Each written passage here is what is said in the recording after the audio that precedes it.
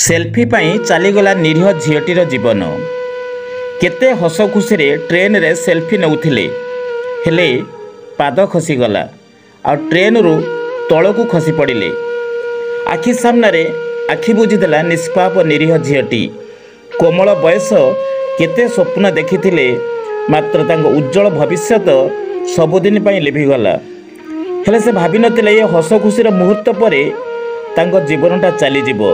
हाँ आज्ञा Puri Barbil express train रे घर को फेरुवा बेले शगड़पेटा स्टेशन निकट रे चलंता ट्रेन डोर निकट रे छिड़ा होई सेल्फी नेउथिला बेले ट्रेन रु खसी पड़िथिले आ ट्रेन टी तांको ऊपर संपूर्ण चढ़ी जाइथिला आ तापरे चलीगला तांको जीवन।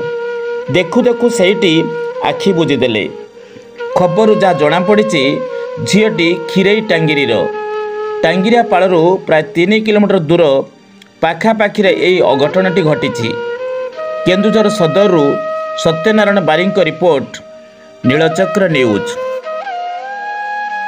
देश विदेश कोण अनुकोण टेक्निक खबर देखंतु आम सह यूट्यूब फेसबुक और इंस्टाग्राम रे आमको देखंतु लाइक शेयर और सब्सक्राइब करने को आद्यम भूलंतुनी।